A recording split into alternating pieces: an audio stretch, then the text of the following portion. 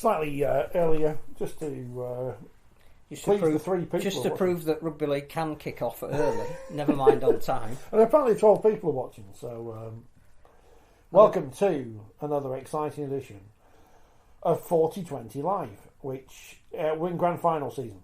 It is grand final season, it's October, we're excited. First of all, James isn't here because he's on honeymoon. He's on honeymoon. Danica was busy. Did ask her, can you come in again? No. But we're here and we're live and we're excited because should we start in Australia? Well, I was going to say, you mentioned grand final season, but something struck me while I was watching, particularly the men's game, which will go down as one of the all-time sporting events, never mind grand finals, and the women's game that preceded it, which was again immensely high quality. What do we have to do to make rugby league the sport of choice for more people when you get events that are so good? I mean, we were quite fortunate over here because we got to feel, I think, a lot of what the television audience over there would. Sky stayed with it a lot in the build-up, so we got the Tina Turner musical, brilliant. That's good, yeah. We got all of the excitement as the teams were coming out of the dressing rooms, all the stuff that surrounded the pre-match, the whole game coverage. In fact, more than they get in Australia, because when they go to adverts, we stuck with it.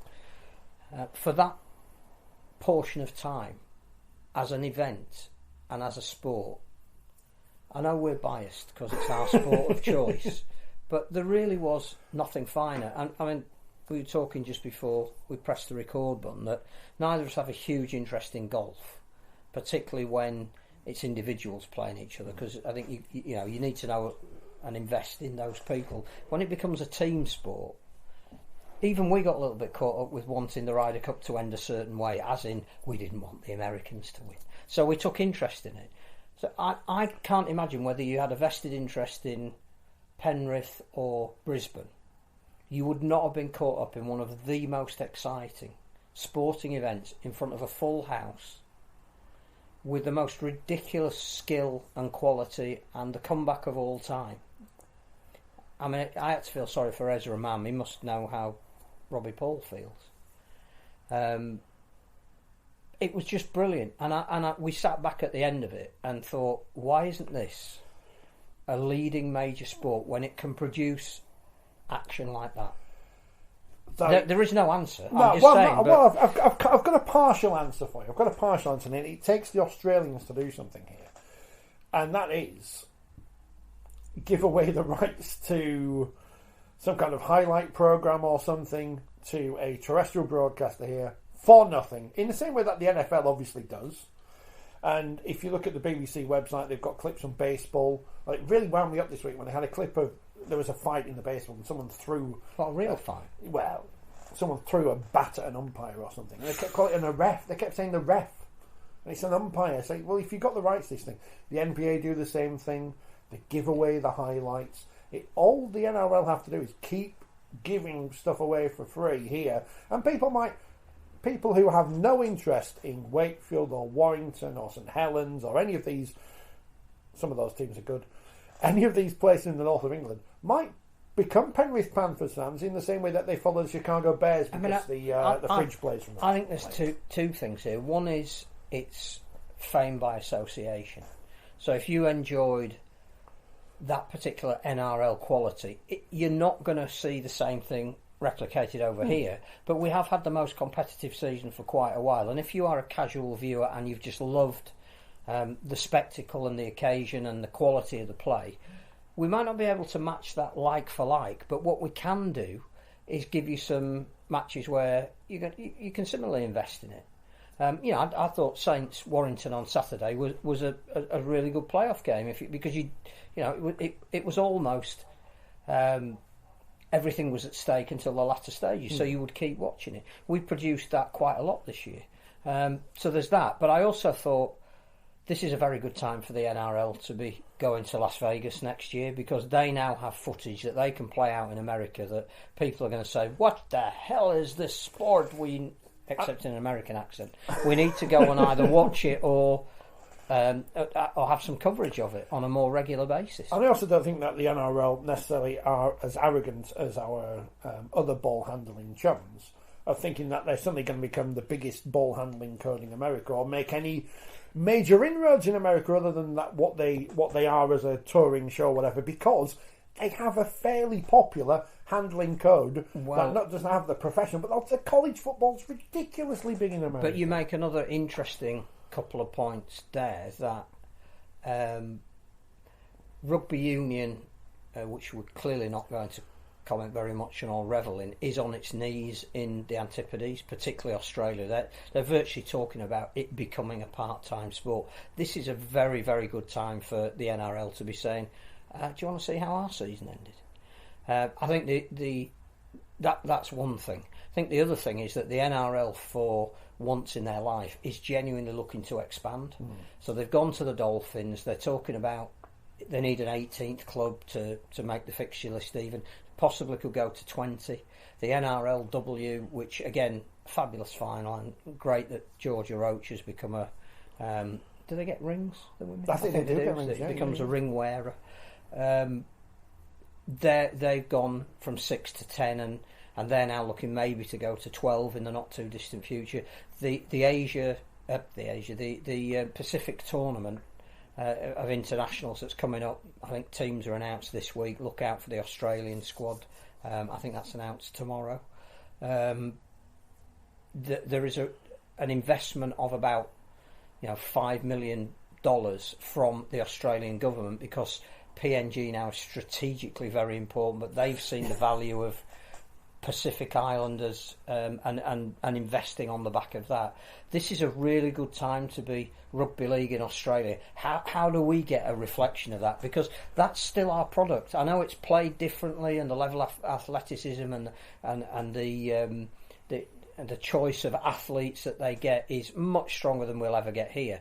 But it is the same sport, and we need to somehow say, that's what we aspire to be. But in the meantime, watch the two semi-finals we've got in the men's. Watch the women's grand final this weekend.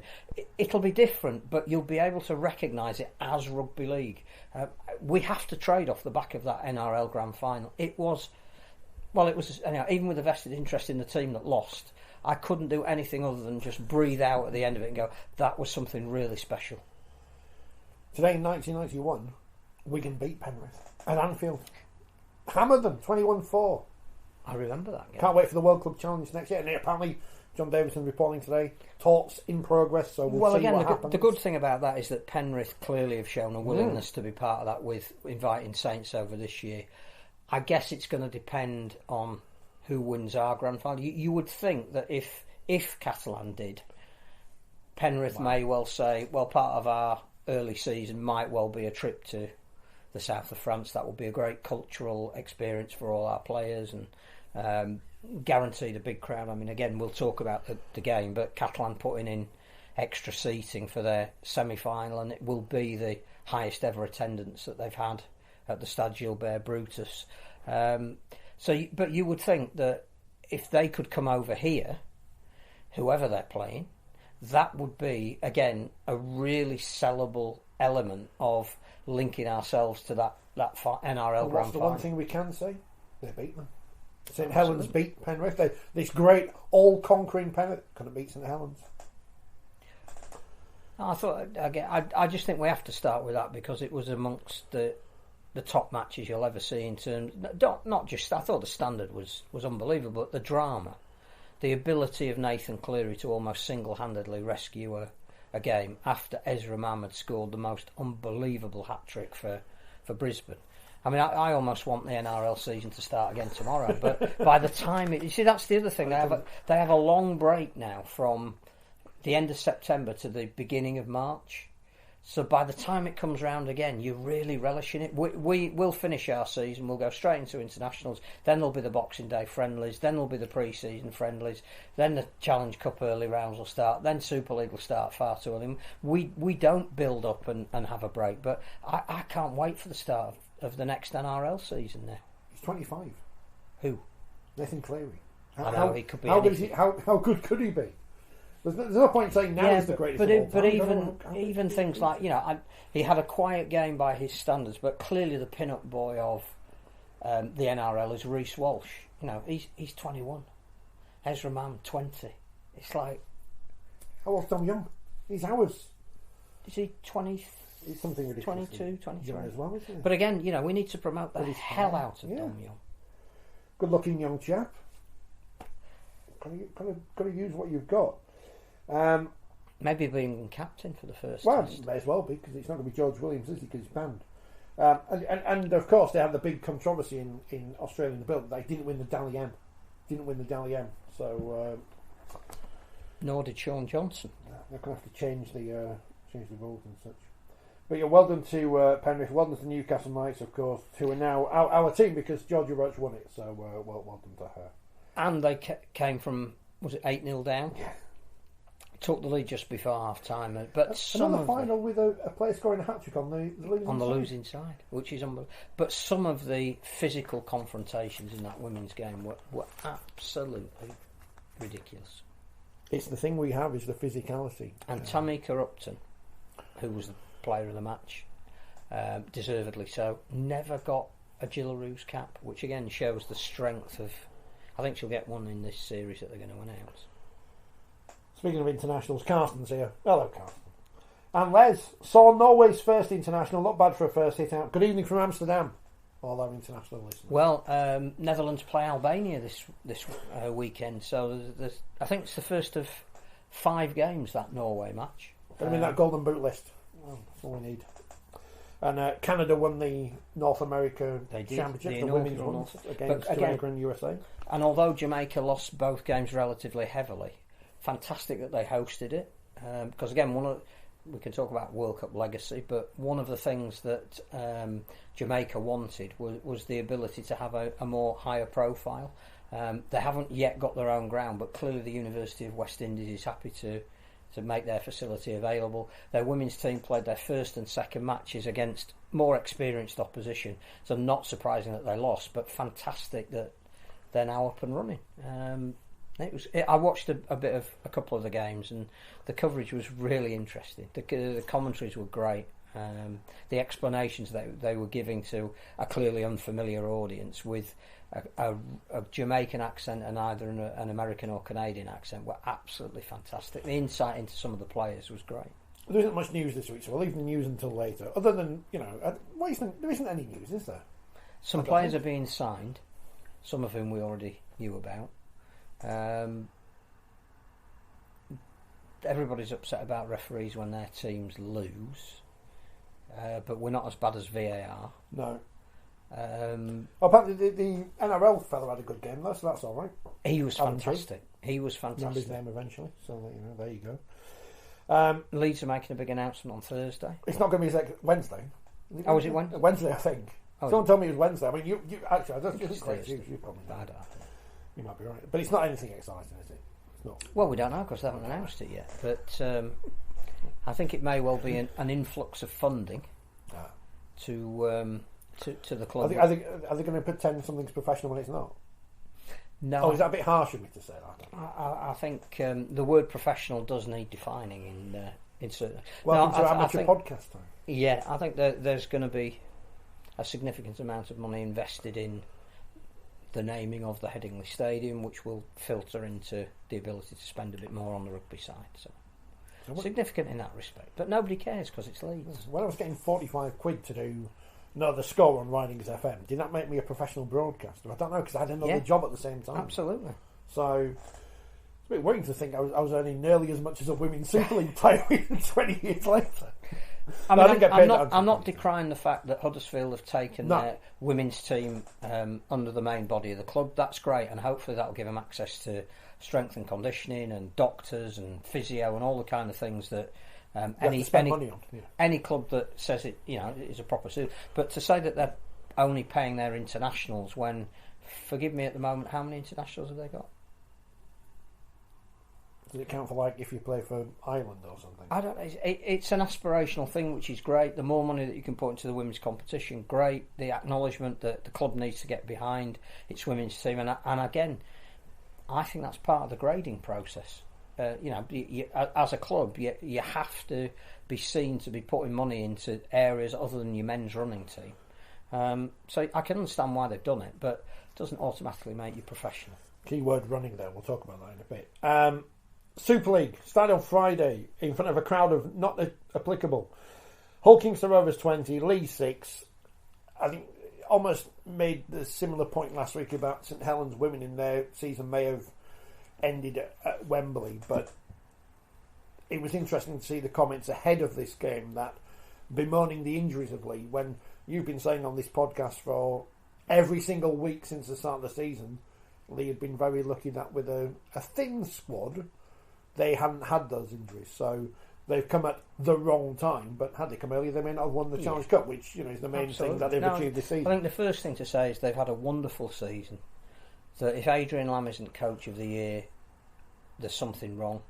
How Willie Peters wasn't nominated, I have no idea. Big mystery. Can't understand that.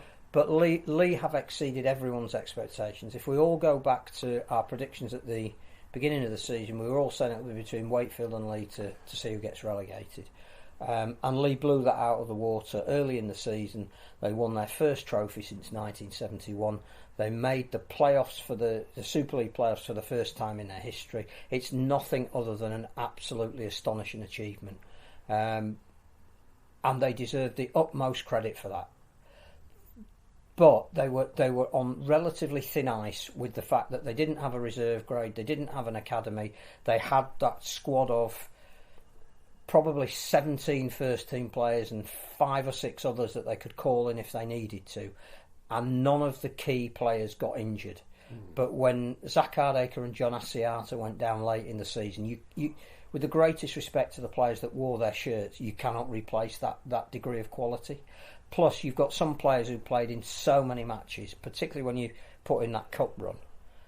You can't cover for fatigue. You can't take them out of the firing line for a couple of weeks and rest them and freshen them up. So I think I still think that Hull KR could do something at Wigan, whereas I think Leigh had come to the end of that line probably post Wembley. But those 3 tries in and around half time. And the performance of Matt Parcell, who ran absolute riot.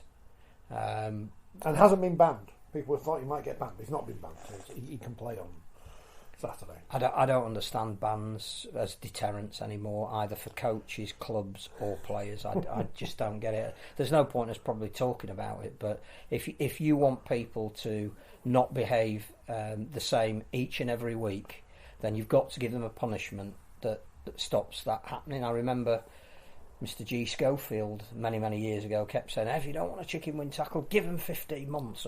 And the fact is, it's not a deterrent unless there's a big sentence, be that number of games missed or the fine that's levied.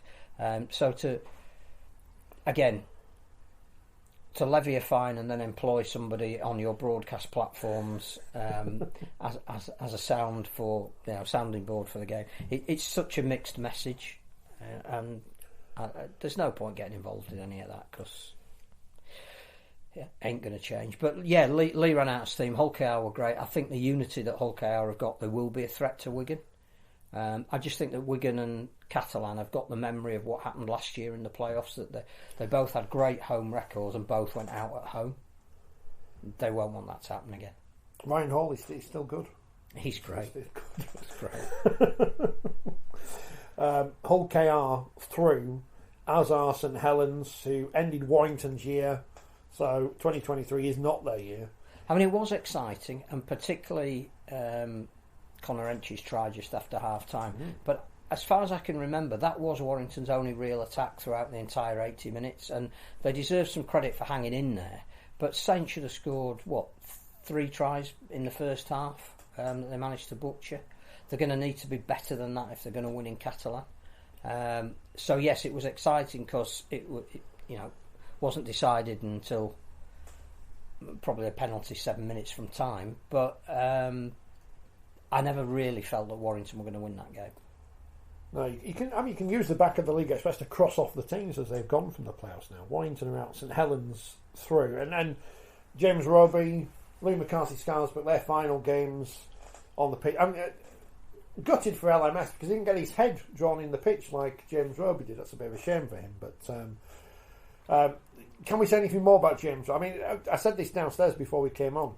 The Steve Prescott Man of Steel, I think when he won it, it was just the Man of Steel award. Well, and that was coming off the bench. He was a young kid who made such an impact when he came off the bench that I think he's one of probably the only player to win the Man of Steel award that didn't play a lot of game time. So has there always been a flaw with that? Well, we just mentioned the Dally M's there. James Roby, who everyone says greatest hooker there's ever been, blah blah blah blah blah, and I'm not saying he's not, but he only won it once, and some of the players who've won it since have, every award ceremony is flawed if you're going to do it on the basis of points accrued during the season, because clearly if you're a halfback, you're going to have more influence over a game than a prop forward. If you are an exceptionally good player in a relatively poor team, you're going to pick up more points than an exceptionally good player who's surrounded by other exceptionally good players. They're going to be taking votes off their teammates. And I think the other thing is that element of being taken for granted. That James Roby is 8 out of 10 virtually every week.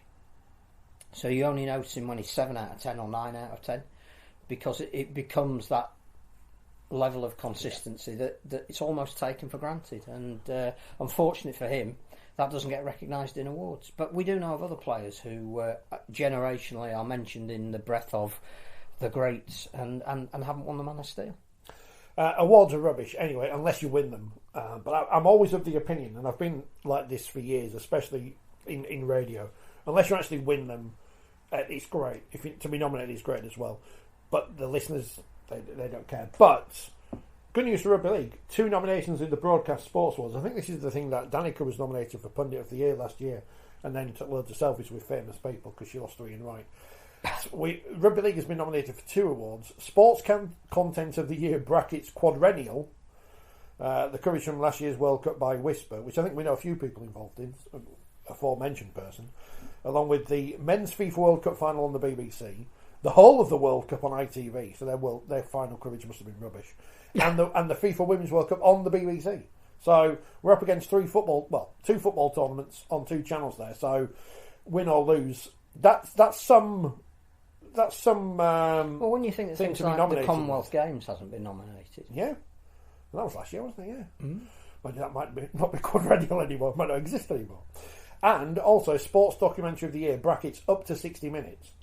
Amputating Alice for Channel 4, Cycling Saved My Life for the BBC, something about golf for Sky, is cricket racist for Channel 4, which is a question we can probably answer, Messi for the BBC, Wrexham Hollywood or Bust for the BBC, and Rob Burrow Living with MND for the BBC. So another nomination for one of the Rob Burrow documentaries. The best of luck to them, but again, in an awards which is voted for and nominated for by people within the industry, which I happen to think are far more important than ones which are voted on by the public, because they can be easily manipulated.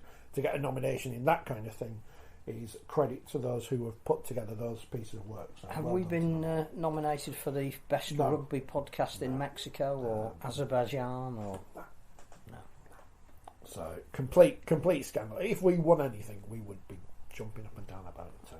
I doubt we'd mention it. No, we probably wouldn't actually. Hull KR and St Helens go through to the next round, the semi-finals. We are that close to the men's grand final. Catalans St Helens. Apparently there's dew on the pitch, so it must be grand final time. Catalans St Helens on Friday. Well, we already know that game's going to be a sellout. Sam Tompkins versus James Roby and some other people who are also retiring. Mitchell Pearce against Louis McCarthy. Yeah, all of these people are making a final appearance. Who won't be getting to walk out at Old Trafford as a parade, which I don't know why we don't do because it's so easy. That is great to see Lachlan Coote recognised as one of the players whose career came to an end this year. That was a lovely touch because clearly he's had a little bit of success over here since he left the NRL, but they don't forget. No. Clearly, if you come and play over here, you are counted as retired on the opposite side of the coin. I can't call this one other than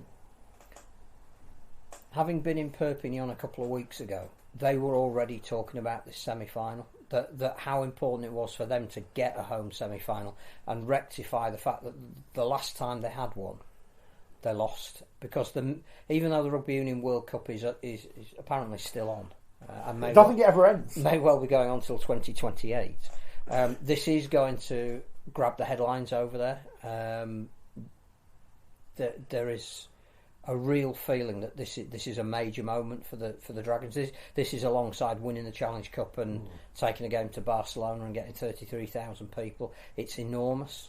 The level of interest is huge. As I said, at the swimming pool end of the ground, they're putting seats in for the first time ever. You'll probably get wet, but I know that because there might be a grand final for Saints at the end of it, they're going to have to fly in and fly out very quickly. So it's a bit of a rush having played this week. You know, Catalan have been sat there enjoying themselves. Only Sam's been over here doing the telly.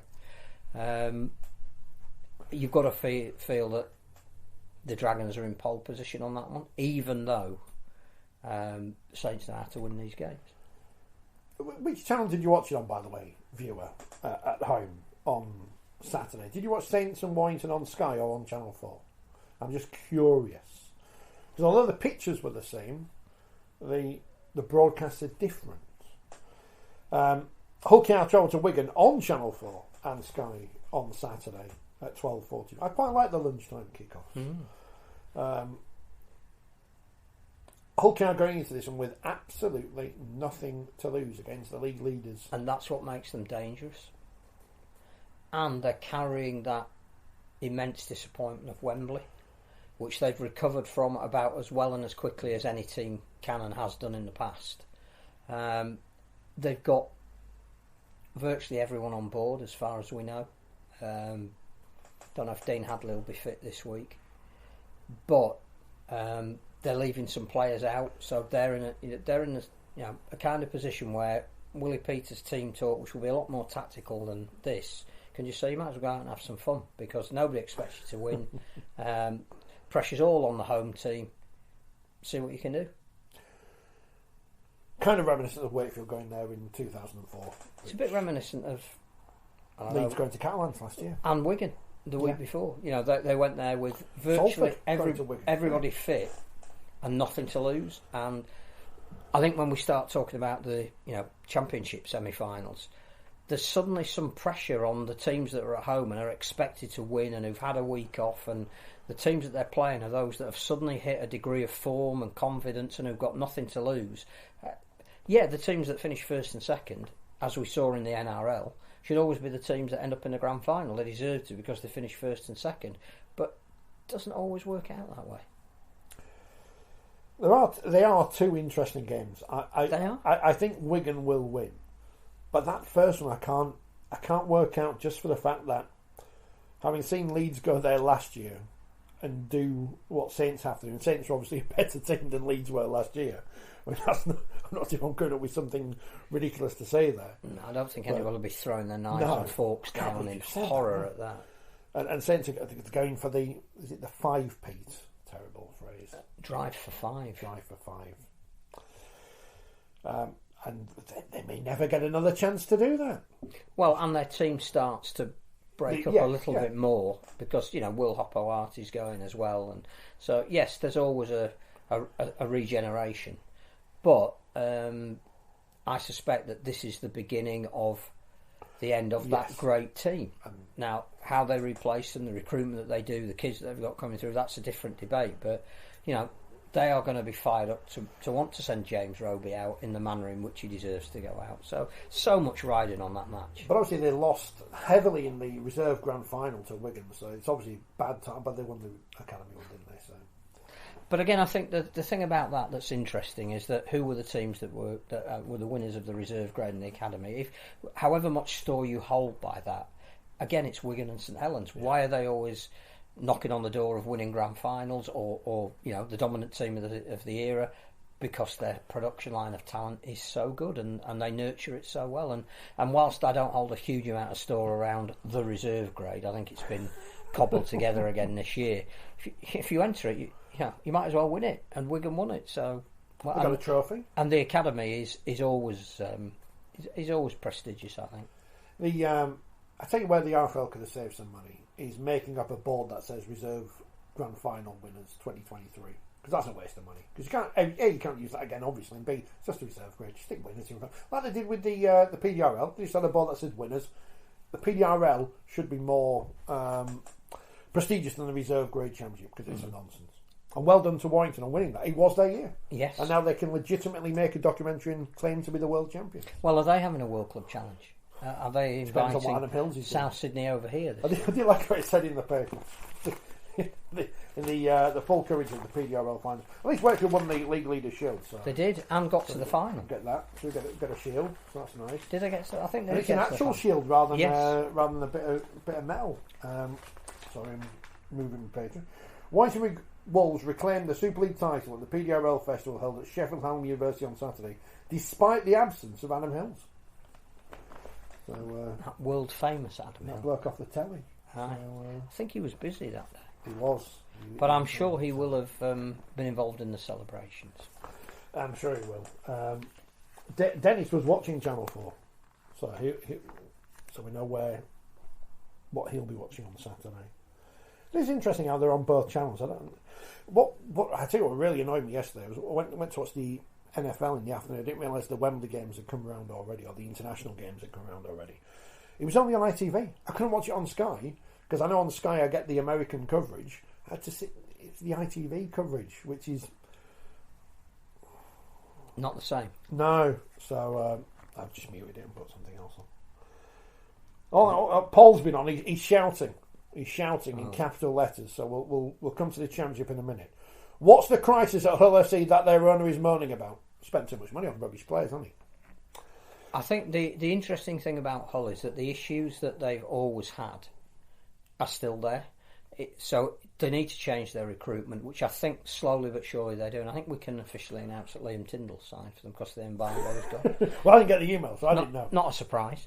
I also think that Tony Smith is hinting at the level of juniors coming through in that Hull area.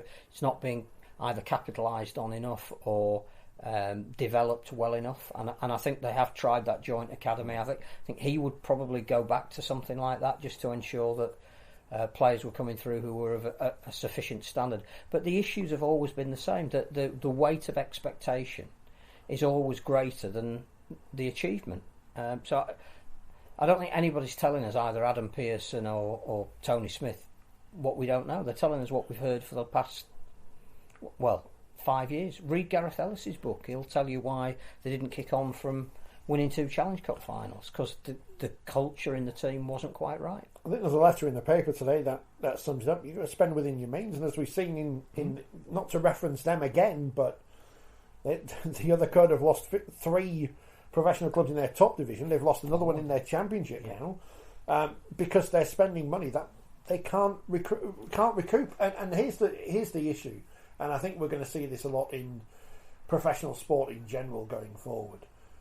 We're in a cost of living crisis. The money is not there for people to spend on frippery, especially not second division rugby union or whatever. So, well, I heard something about Reading Football Club last week because the finances below the multi-billion-pound dollar industry that is the Premier League.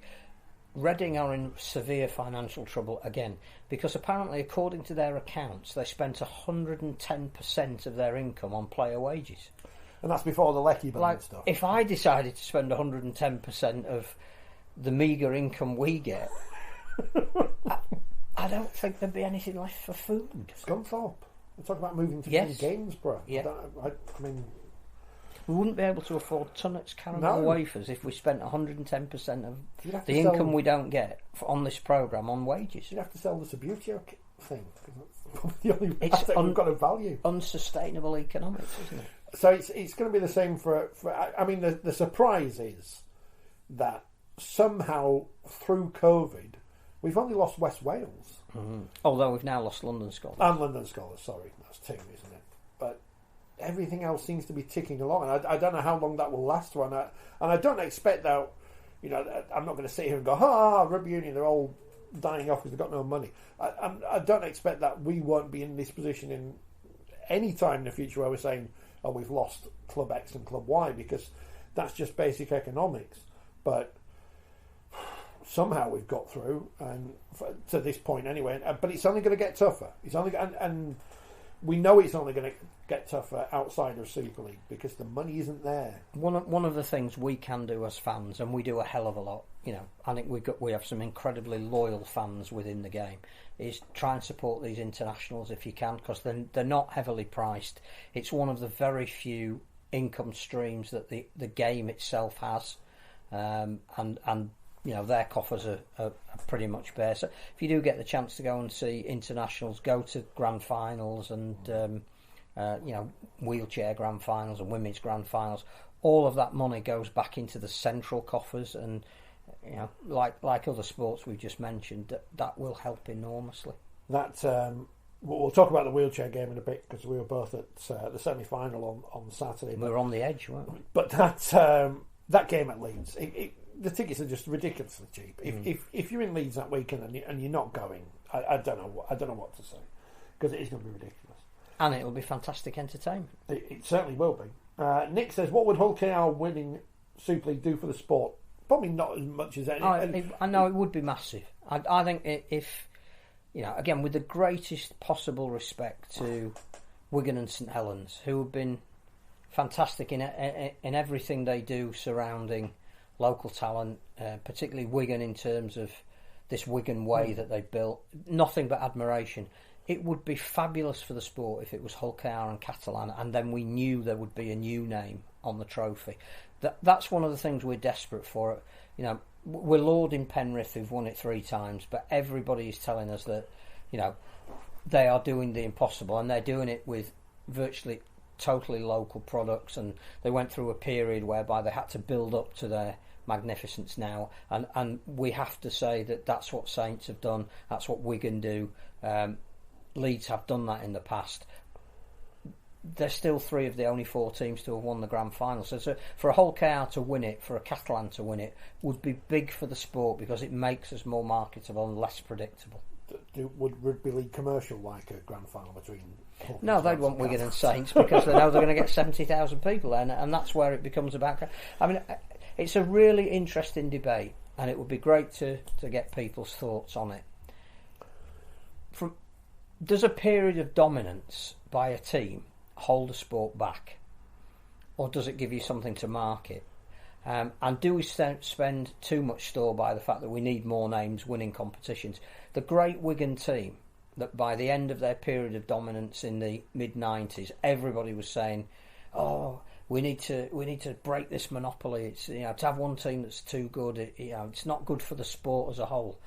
They're still the team we talk about. They're still the names that people remember. So marketing-wise, they didn't hold the sport back. But in terms of getting people to more eyeballs on a sport generally in this massively overcrowded entertainment market that sport sits in, to have a team in the south of France, to have a team in Hull to winning it, should be a really big boost for the sport. Someone who will probably know more than I do would say that, or would be able to disprove what I say next, which is Phil Taylor dominated darts for 15, 20 years and took it to massive highs. And the sport is probably not at that same high now, but it's certainly bigger than it was. So I think it's how you capitalise on things. Lee clearly winning the Challenge Cup, great story. Yeah. Now, whether that's changed the landscape of Rugby League, whether more national outlets are reporting on Rugby League, I don't know. But what you need is stories, and one of the stories you'll get if Hull KR or Catalan win it is there'll be a lot to if Wigan and Saints win, 2 teams that are literally on each other's doorstep, if they play in the final and one of them wins it, then there's a limit to a national news editor how much you can do with that as a story, what follow-ups you can do, how the sport is perceived outside of the areas where the sport is important. If Catalan win it, again, when they won the Challenge Cup, and for the first time ever that trophy was taken out of this country, and the following year when they then went to Barcelona, there was huge interest in that. Well, whether we capitalise on that enough, that's a different debate. But I do think Hull KR winning it, or Catalan winning it, or the 2 of them playing in the final, the attendance might be slightly down, the impact could be slightly greater.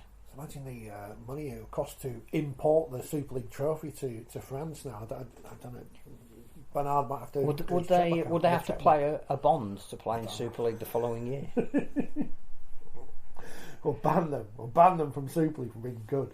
I'll come back to Les's point in a minute about Fev, because Paul's talking about the grand final and events, and I was going to lead on to this anyway, so you've read my mind, Paul, which is worrying.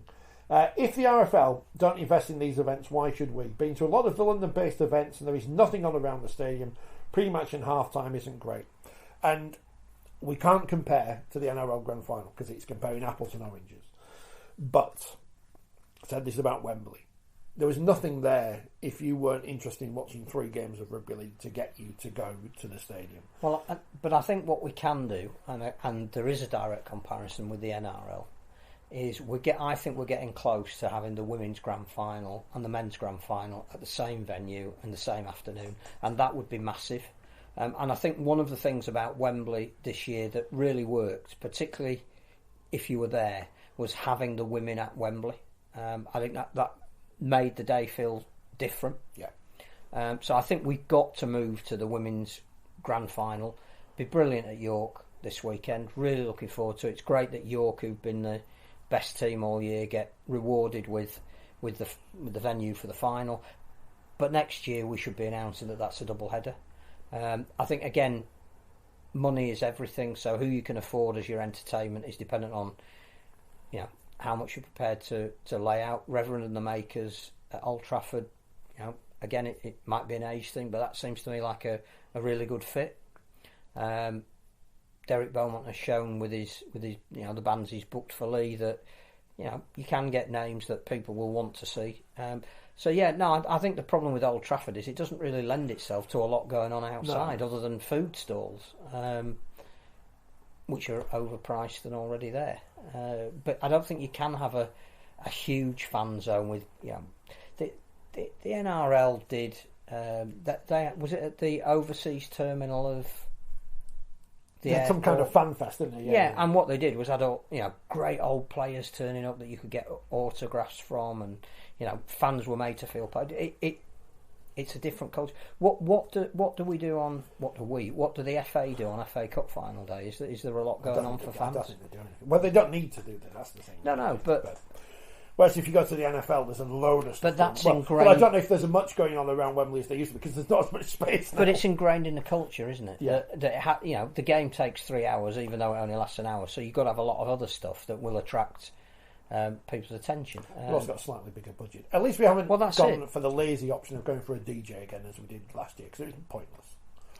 I think the men's and the women's have to be played on the same afternoon. And was it they announced that there were 82,000 for the men's grand final, but they calculated. I don't know how you do or at what point you cut it off. There were over 40,000 watching the women's grand final, so clearly half the crowd was in there early because they felt that was valuable. I no, we don't do enough.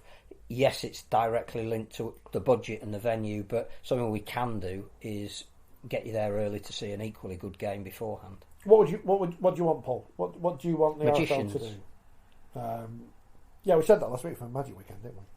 Well, the week before. David Blaine. Nick says the grand final is moving to the Etihad. Modern facility, lots of space for fan zone and more accommodating for a grand final double header. I think Old Trafford's obviously going to have some work done on it at some point in the future. Well, the roof leaks apparently. I saw that the weekend. Yeah, so.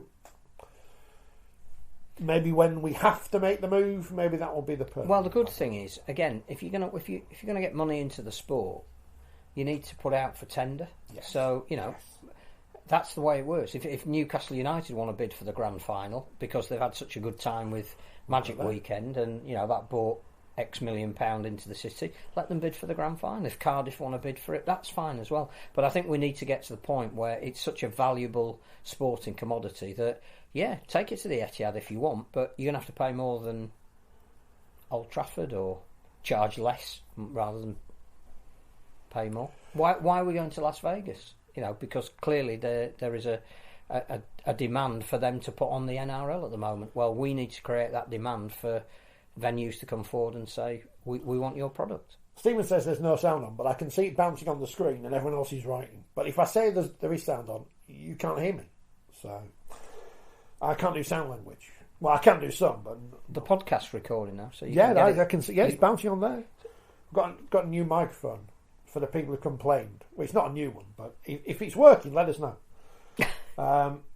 If it sounds better than last week, so to speak, in the words of Bruce Wilson. Well, there were 4 of us last week. There were. I suspect that was. It'd be better without 4 people. Well, no, I don't know. I'm not saying that. So you probably needed a more wide-ranging microphone if you're going to have 4. But that's why I leave the technical stuff to you. Well, it's better. It should be a better microphone than last week anyway. Hull can't do with Salford, says Kevin. A few years ago, and shake it up and make the final. They're playing well. They are. They could. Not to. Do we have many Wigan listeners? I don't think we do. So let's no, they could. I think we said before the playoffs started that, the dark horse team for me was Hull KR. Certainly have more Hull KR fans than Wigan, I think, listening. Sid, if he still listens, he follows us on Twitter still anyway. Hull KR were guaranteed if they did get to the grand final, they'd perform better than their city rivals when they got to the grand final because they were pathetic that year. Les has asked us. He must be able to hear us then. Yeah, Les asked us earlier. How likely is it Fev blow their only chance of Super League? Well, it's not their only chance, is it? Because IMG points and all that. What do points make? Place in Super League.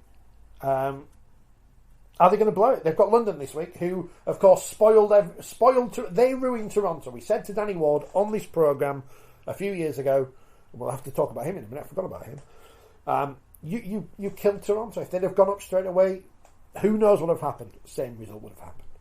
But London now go to Fev on Sunday. It's on the telly.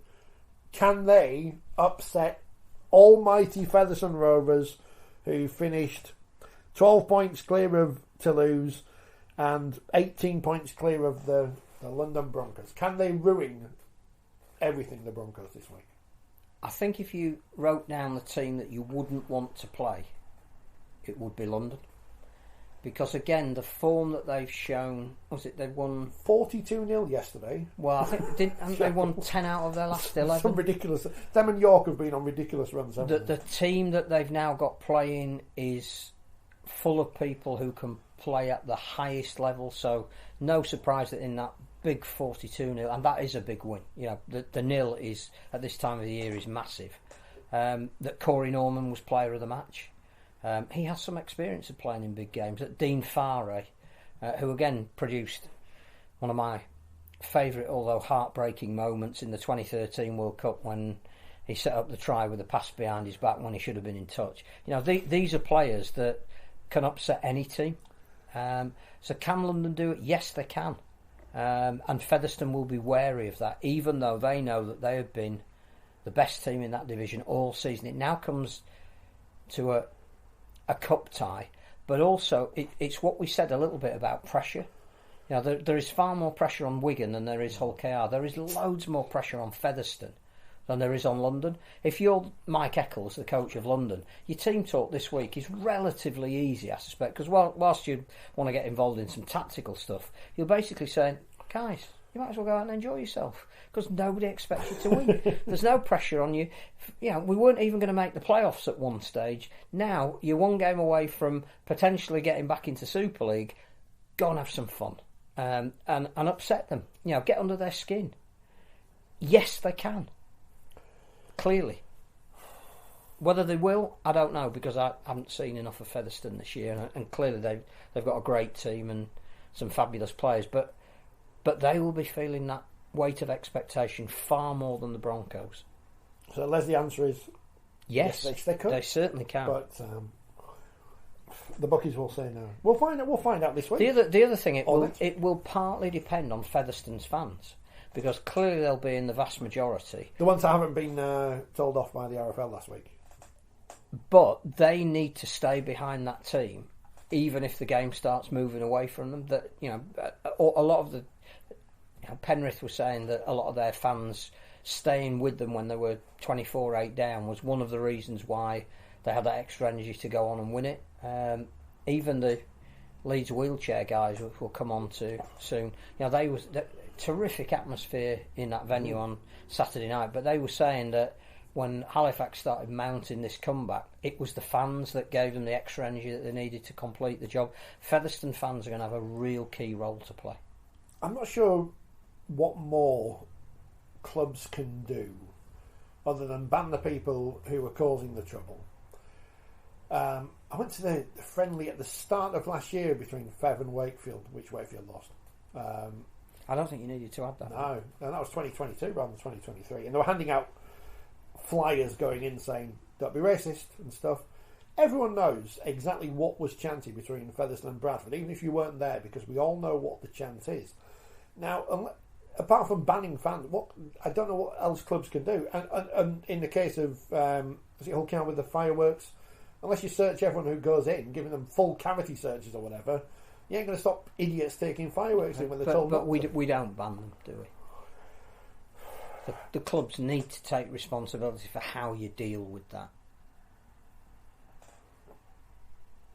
Lifetime. Do they want to pay money to actually have people?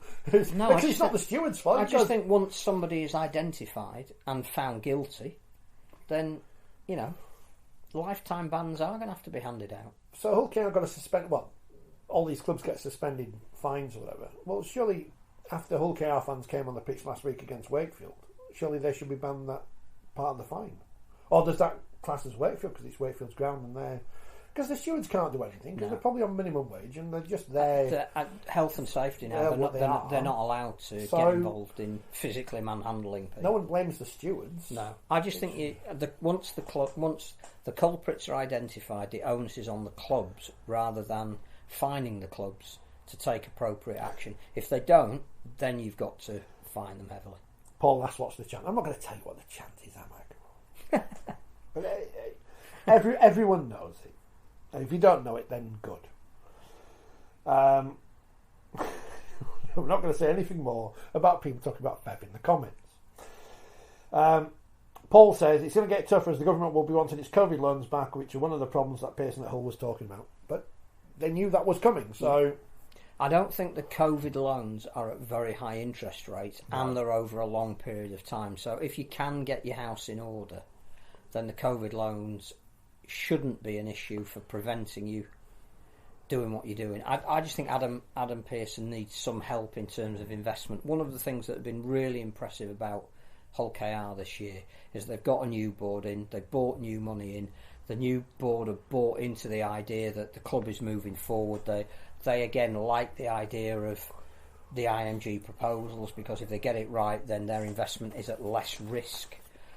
So I think Adam, and I'm sure he's doing it, needs to find somebody to help him share the load. Wakefield have just gone down that road, haven't they, with the new owners? So I think that's his issue, that he almost is out on his own, funding them. Well done to our commenters. I would before we get back to the... I haven't got my glasses on. The challenge, we've mentioned the... Has Wakefield's takeover happened? Because I don't think it has yet. Officially. The last PR that we saw that was official said another couple of weeks. It says here in the paper, Wakefield have appointed Darryl Powell as head coach. They haven't yet. Well, they haven't announced it. It's not on the website. It's not on their Twitter feed. I can buy a brick on the wall of the East Stand, but I can't, go and say, "Oh, Darryl Powell." Well, we said last week that's incredibly disrespectful to Mark Applegarth if that's going out. Whether he takes on a position in the club or junior development or whatever, to announce a new coach when you haven't announced the departure of the current incumbent is the wrong foot to be getting off on. It's extremely disrespectful.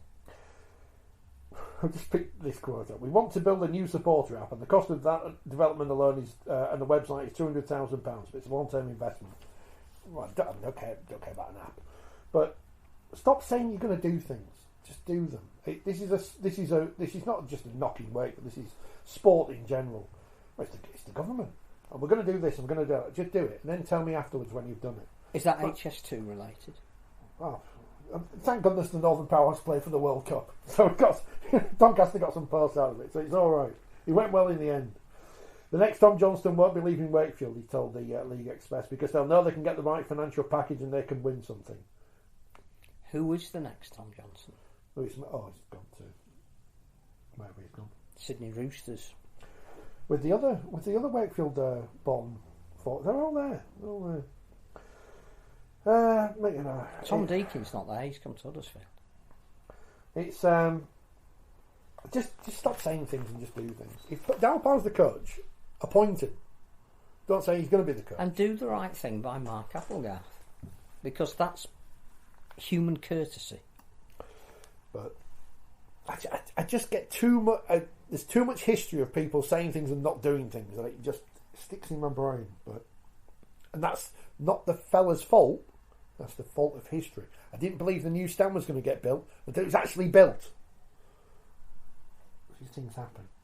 Peter Matauchi's coming anyway, says Kevin. So we'll see what happens. Interesting. John and Crowley going to Warrington and not going to Castlewood as everyone thought he was going to do, which is part of the reason why he may have gone to Warrington in the first place. Oh no, we can't announce Castleford's new signing. Oh, they got a new signing. They've got a new signing. Oh no, I'll have to wait for that. Bradford beat York 22-8. He's not from Papua New Guinea though, like their other side. Yeah. I mean, I'm only going to Castleford's media launch next year just to interview the Papua New Guineans. Bradford Bulls beat York 22-8. So York's great end to the season. The York Knights. I listened to that last night, and again, a bit like Lee. Wonderful achievement from Andrew Henderson to get his team from relegation candidates into the playoffs with a host of injuries. I think he was interviewed just before the game saying there were 11 players out. You know, Danny Kermond had to play in the centre, which Danny Kermond's a fantastic player, but it's a long time since he played in the centre. And it was just a bridge too far. But yeah, they were winning 8-0 until about, I think, 5 minutes before half time. Put up a great fight. Deserve all the credit. A massive advocate for what Andrew Henderson can do for a club, as we saw him do at Keighley. You know, he doesn't just take the men's first team. He creates that overarching development plan for the club. And very quick to congratulate the women's team when they made the grand final. Very quick to praise the wheelchair team when I think did they win their division in regional division or certainly were involved in the playoff or whatever. They've done well. So he is a fantastic man to have at the helm, and they did brilliantly. I don't know how good Bradford are, other than they've got a collection of very, very experienced players and a bench that can make a difference when it comes on. They too could trouble to lose. Short turnaround. They played on a Sunday night. They've got to go out and play on a Saturday afternoon in Toulouse. It won't be easy. But whilst some of their players are part-time, the core of them are full-time. They brought in people like Kevin Appo and Jason Battieri to get them to this point. Well, they've got an opportunity. That's the championship, I think. Done. There's nothing else in League One. That's all done. So, the Wheelchair Super League semi-finals. We were at the Edge on Saturday, which is a great name for a venue. It was my wife's birthday yesterday, Ella, and I decided what better way to treat her than to free rugby league because you have to pay to get in. Plus, she looked like she was enjoying it. Plus, won the raffle. Got a signed Leeds ball here. Some of the signatures. Leeds wheelchair. Yeah. So it's probably valuable. Leeds wheelchair, not in crisis. Yeah. I mean, I could probably forge Johnny Boyd Ward's signature. But I can't move the ball because if I do, the microphone will fall over.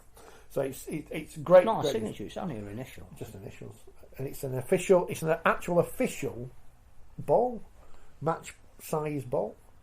It's a bit weird because it's a size 4 rather than a size. Why the numbered 5 and 4? I was just thinking about that yesterday. I don't know why the numbers are as they are, but it's a bit weird because it's smaller than a normal match ball. But Leeds Rhinos beat Halifax Panthers 54-44. They are the first team through to the grand final. I think they've got a massive advantage now because their opponents will play this week and then have to play the week after. So they've got an extra week's rest. Which they need, because virtually all of them, as they came off, either had bandages on something or dislocated something. 32 up at half time. So they kept Halifax trialless in the first half. Which is almost unheard of between two teams of similar standing at the elite end. It was the first half that they won it on. She said it was brutal, violent. Who did? My wife, she said. Oh, That's what she took away from it. And because we were sat so close to it, I don't think it comes across on TV. but there really is a great disregard for their bodies when they're just bashing into each other. Well, Madam Boyd Ward, who we spoke Yes. to afterwards, said she'd had her foot run over accidentally. She scored 2 tries. I can't remember if she scored 1 or 2. And she had 1 disallowed as She well. scored 2 and she should have had 3 really, but it was brought back to give Leeds a penalty. But advantage, she'd have had a hat-trick. But a great first half. Halifax obviously coming back in the second to... How good was Tom Halliwell in the opening 40 minutes? Even with a dislocated shoulder. 5 tries from Josh Butler. Let me do the award thing because last week he was brilliant. Last week, of course, I said they've got no wheelchair awards, but they have, haven't they? Because they've got the Wheels of Steel award. Wheels or wheel? Because it's golden boots. It's not golden boots, isn't it? And it's man and woman, so should it be wheel? Not that it matters. I think if they only had one wheel, they'd fall over. Josh Butler, Seb Bashara, Joe Coyd, Lewis King are on the shortlist for the Wheels of Steel. If the Roosters win this weekend, bearing in mind that the award ceremony is 2 days after, I'd say Coyd or King. Young Player of the Year is going to be either Butler, Aaron Baines of London, or Tom Green of Halifax. It's Butler. And the Coach of the Year, Tom Coyd off the telly, James Simpson off the the Roosters telly, win, and Mike Swenger of Hull. Obviously, have had a great season. Yeah, he's been brilliant. And getting Martin Norris over was inspired as well. But he himself is a player coach, and he's played really, really well this year. But again, I think if London Roosters make the grand final, you'd say it's probably Tom Coyd. What a great But comeback. we do want James Simpson to come on the podcast, so actually it should be him. It definitely should be him. He'll come on the podcast. We've will. asked him before, but he's always busy. No, he'll come. Devising plans. When the season's over in a fortnight, he'll come. Great comeback in the second half from Halifax. But too little too late, really. Too much frustration in that first half. For them. People say on the telly they don't build up the rivalries enough. Oof. They don't like They each don't other. like Halifax and Leeds don't like each other. And they don't keep that under wraps. It's a bit like... Not that there's no respect. Oh, no, absolutely. Or some of the players won't get on or whatever. But generally they don't like I think it's almost like Rory McIlroy and what's-his-name's caddy in the car park on Saturday night. A lot of pointing, a lot of accusatory stuff while the game's in play, and then arms round each other at the end. We're not even talking about the supporters yet. Making numerous comments about when's your flights and stuff. Did they? Yeah. Well, you were on the other I was side. on the other to side. me. Yeah, you I were. didn't hear You were in it. the press area. I was with the hoi polloi. What you mean in the in the self-created press area? I was with the hoi polloi, and it was a bit tense because you are. I mean, talk about close to the action. Someone falls out of the chair. They're in the front row. At least 2 wheels fell off. Yes, Goalpost pulled down at one point. When a tyre bursts, it's enough to take your breath away. Goalpost pulled down at one point by one of the people on the Wheel of Steel shortlist. But the try was... It's not like ice hockey where you move the goal off, it's a penalty. It's wobbling goalposts when people are taking kicks. I've got to say, I mean, we're all, respect and everything, but this silence when the goal kickers are on. What's that all about? Come on, that's not rugby league. It's only in a very small, self-contained area. That's a bit... But it was exciting great. game. It was. And how many people do you reckon were there? Because again, no official attendance. It was by donation. I reckon there were a couple of hundred people there. There was at least big 2 or 3 from rows, Halifax. weren't there, then people up on the balcony, including Rowan Smith and his family. Yeah.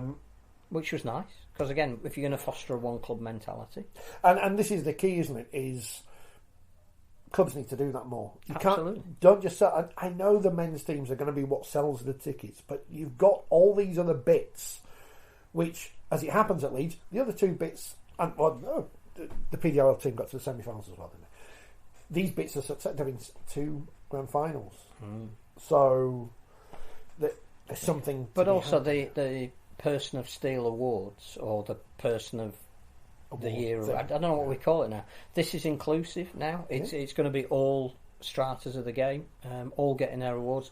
I know certain clubs are moving that way as well. That their award ceremonies cover all of the clubs. So that's the way we need to go. That's what inclusive means. It just makes more sense. It's not lip service. No. And I don't think any of those players were getting paid, were they? Or maybe on Saturday. They definitely. Depending on who you speak to. But I don't think they were. But they're not professionals. They're not professionals. They don't claim to be. But they have jobs outside of the game. Bloody hell, it was good. You've got to go what? I know this is like again, but we wouldn't tell you something was good if it was rubbish, and it was good. We wouldn't consistently tell you. No. But that. You know, like how they do on the rugby union commentary on the telly. Oh, this is amazing, and oh, what brave defence by. What an amazing passage of play, 2 passes. Yeah. But we're not here to bag another spot. But there's it's something else. There. There's something. You've got to go to that. You've got to go to that fight. You've got to go to the grand final if you can in Manchester. You've certainly got to go to the Test match because that is going to be. Which again, you talk about earlier. One of our correspondents said, "What do you do to make it bigger?" You play games like England and France, which is the first time that they played since that ridiculously dramatic 1.5 million people watched it on BBC Two World Cup final. You play it in the first direct arena because you know it's something prestigious and special.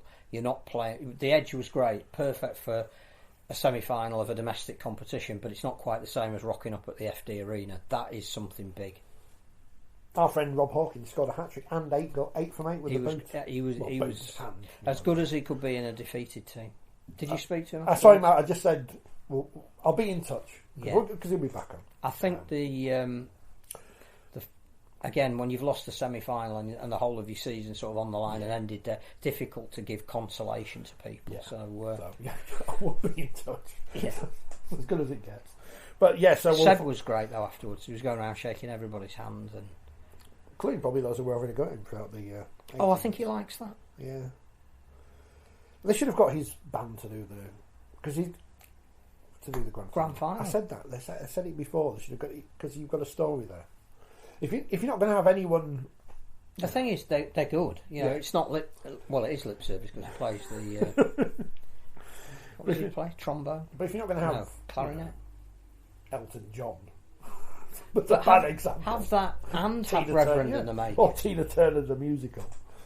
I wonder what we're going to get on Sunday at York. I know what we're going to. If I could have a bet on what we're going to get on Sunday, the bookmakers would say. Just wanted to give a shout out, says Paul, to Brentwood Eels, amateur club in Essex, to have a wheelchair team plus men's, women's, and youth. Great club. Elmbridge, Brentwood, some fantastic clubs in the south with volunteers who are doing absolutely wonderful work to keep them going. So who do Leeds want in the final then? Do they want Wigan or do they want London Roosters? I mean, I'm a London supporter, aren't I, of course, from programmes passing, so he says. It'll be a great game, whatever, but I do think if you're selling it to the widest possible audience, Leeds, London, possibly might, it's on Sky. But Leeds Wigan also has that. It has people that. Know what they are. Intense rivalry. Both have something there. Sunday. I think London are going to win. Sunday. Declan Roberts aside, who should be on that list of nominees. I can't understand why he isn't. Was he there once? I'm sure he was sat in front of me. Oh, he might. I think he was there. And again, this, because I can't recognise players even when they are sat in front of me. So I'm sure he was there on Saturday. Then. Sunday, grand final season in the UK kicks off because forget the reserve grand final and the academy grand final. It's the Women's Super League grand finals because of course we've got the promotion final between Barrow and Lee at 12 o'clock on Sunday. Which reminds me, I don't know if that's going to be on our league or not. It's not on Sky, I don't think, is it? But again, we've had a weekend where we've got the PGRL finals, no coverage. Great semi-final of the Wheelchair Super League, no coverage. We've got to pick our. And I know everyone's busy and blah blah blah, and we've got only so much resource, but we've got to pick our battles because York versus Leeds. It happens again. So we've been at the last 4 grand finals. Have we? Because we weren't in the. Were you at the 2017 one between Bradford and Fev? No. But we did interview both captains before that. So kind of get some possibly. We're at Manchester Regional Arena in 2018 when Wigan beat Leeds. Yeah, we were at the Wigan in 2019. A fairly famous game for many and various when Leeds beat Castleford. We were at Headingley when Saints nilled Leeds in 2021, and in 2022 we're at Totally Wicked Stadium in St Helens when Leeds beat York. York don't win big games.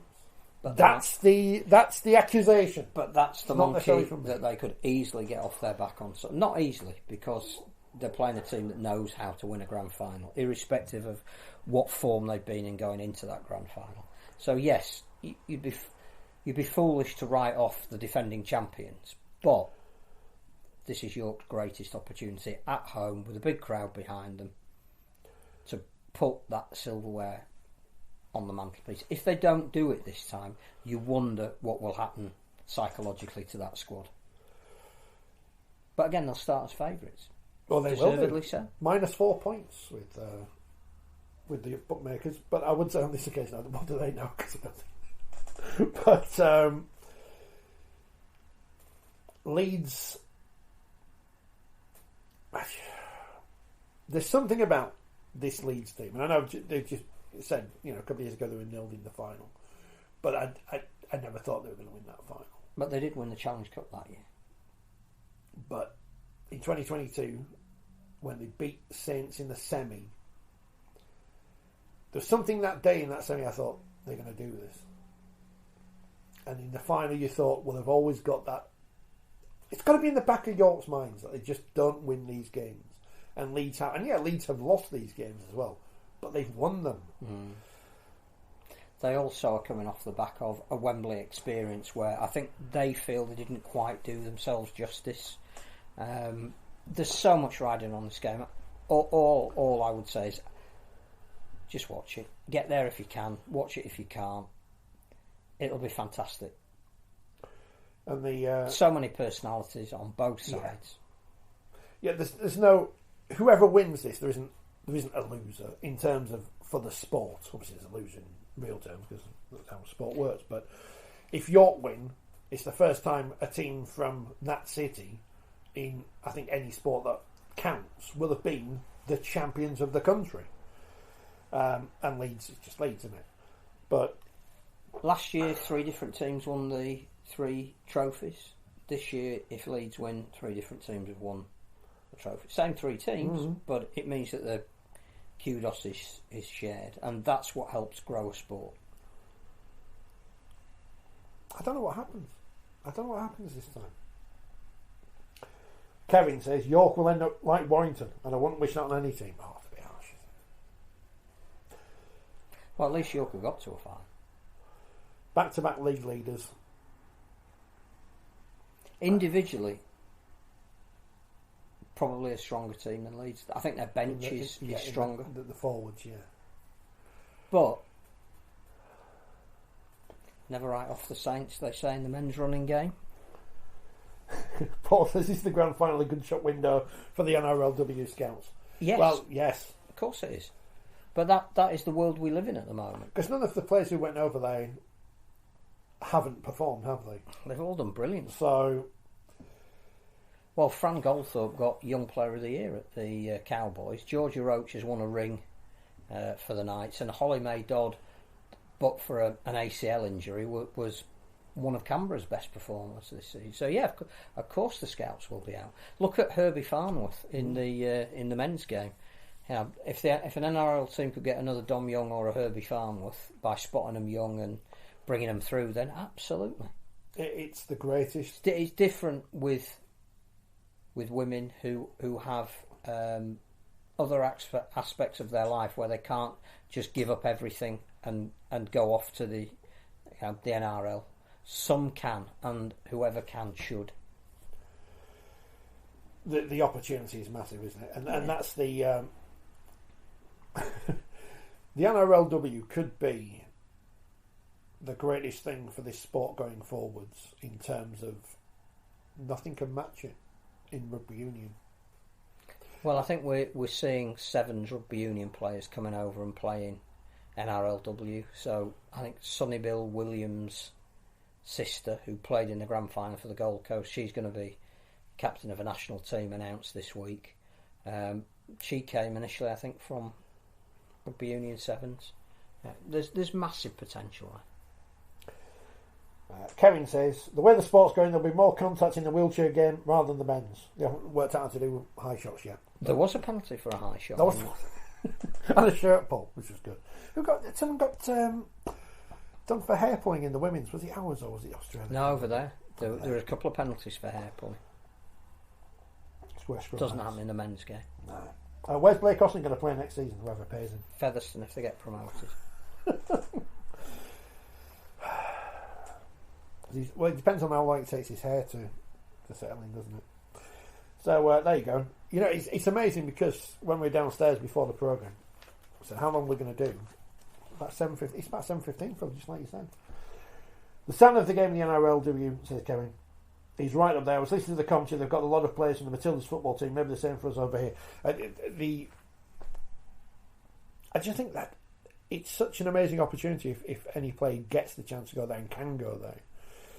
For the money, the exposure, we can't compete with that. That's not a knock on our sport whatsoever. Because I tell you what, the RFL get lots of criticism, but with the way they've scheduled the internationals this year, where the women played France before the men did, and they've got the match against Wales before the third Tonga Test? Yeah, it's anyway.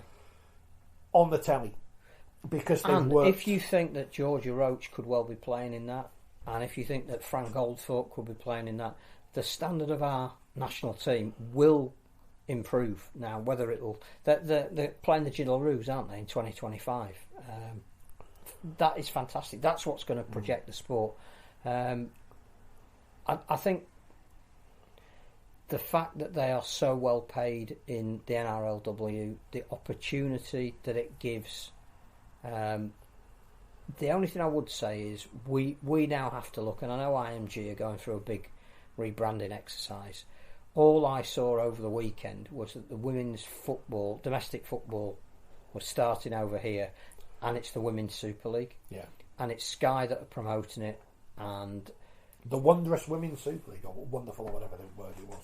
We have to change our name.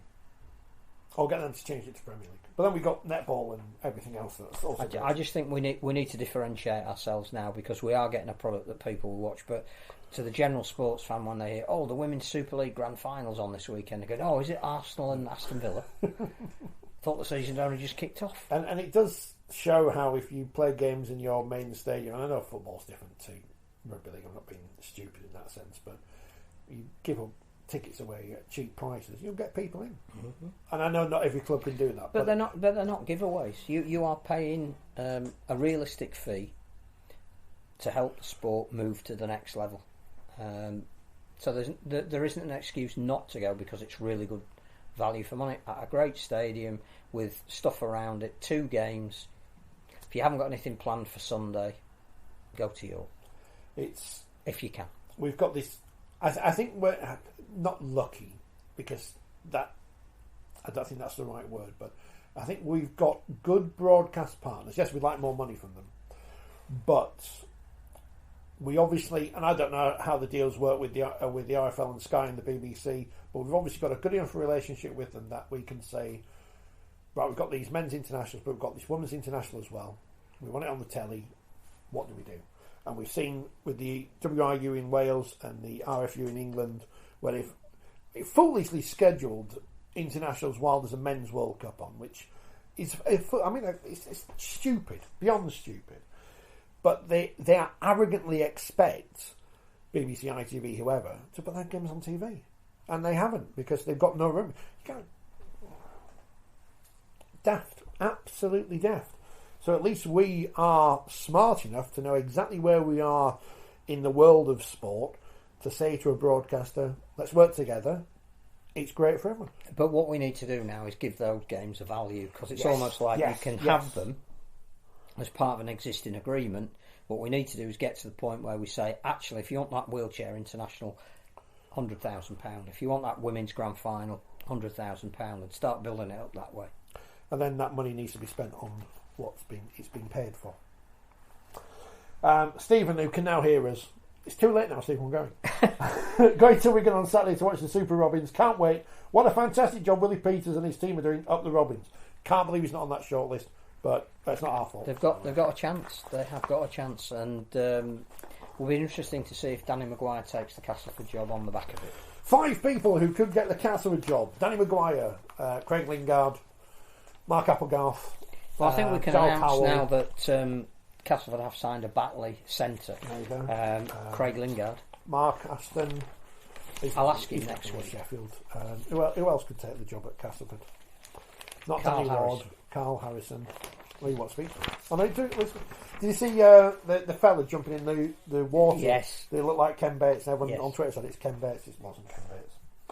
Well, I don't think it was anyway. Thanks for watching. We won't be live next Monday because Phil's not here, so I can't get in. Well, I'm here, but I'm not here. But you're not here. But we will do a podcast after the women's grand final on Sunday, so it'll be up on Sunday night probably. So you can With some interviews, winners and all that jazz. losers. So that'll be something to look forward to. And then we'll probably be back the week after, I think. Perhaps with a special guest.